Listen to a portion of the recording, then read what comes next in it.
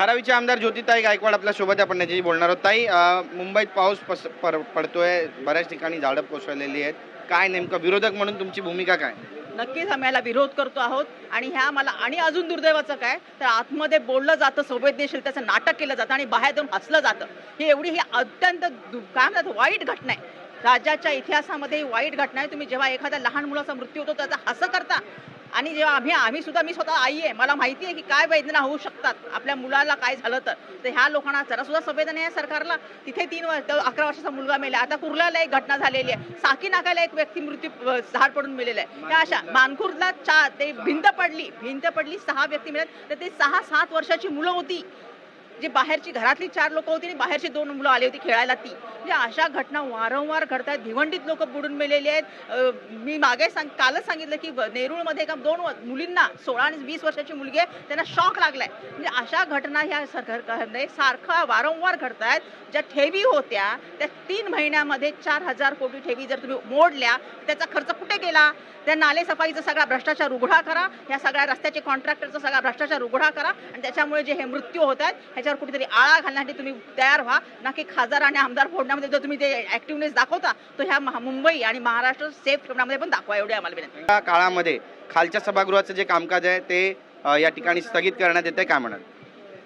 आता आम्हाला तर ह्या तहकूब झाल्यामुळे धारावीमध्ये म्हणजे प्रत्येक जण आपल्या एरियामध्ये जाणार आहे, मुंबईमध्ये बघणार आहे की कुठे कुठे काही जर मदत लागली असेल तर आम्ही नक्कीच करणार आहे. पण ह्या सरकारने जेव्हा तहकूब करताना हा पण विचार करायला पाहिजे की आपण बाकीच्या कशा सुरक्षा ह्या सगळ्या देऊ शकतो. महानगरपालिकेला ज्यांच्याच हातामध्ये सत्ता आहे आणि त्या सत्ता फक्त तुम्ही घरी बसून त्यांना बाहेर पडू नका हे सांगण्याबरोबरच त्यांच्या कशा सुरक्षा देऊ शकता ह्याचा सुद्धा विचार करणं अपेक्षित आहे. जे तुम्ही ते ठेवी मोडलेले आहेत त्याचा सुद्धा विचार करणं अपेक्षित आहे. आपण पाहतोय की खालच्या सभागृहामध्ये जर अशाच पद्धतीनं कामकाज स्थगित करणार होते तर मग यापूर्वीच कल्पना द्यायला पाहिजे होती, अशी प्रतिक्रिया पण विरोधकांकडून उमटते. नक्कीच, कारण आम्ही जेव्हापर्यंत एवढ्या पावसामधून येतोय, आम्हाला बाकीची कामं आहे ती सोडून आम्ही कारण आम्हाला आमचे विचार मांडणं किंवा काही जे आहेत लोकांचे प्रश्न मांडण्यासाठी आम्ही इथे येतो आणि त्यावेळी तुम्ही इथे आल्यानंतर सांगता की तहकूब झाले 11 वाजता.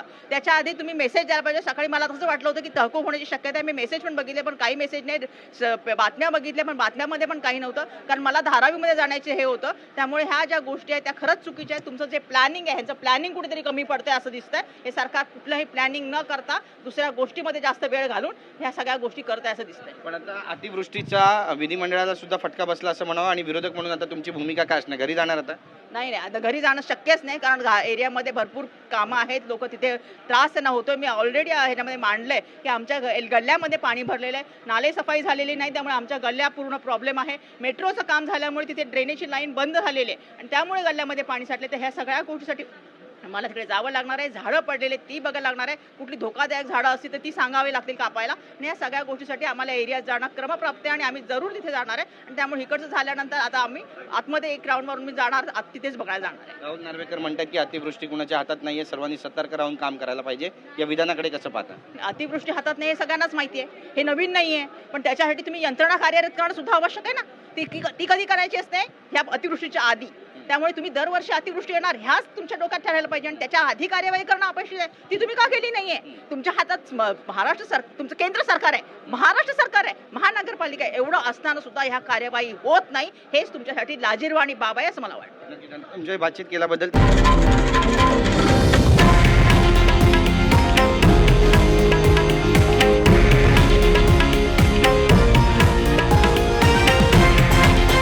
हे आहे देशातील नंबर 1 न्यूज नेटवर्क आणि आपण पाहत आहात TV9 मराठी, एकमेव.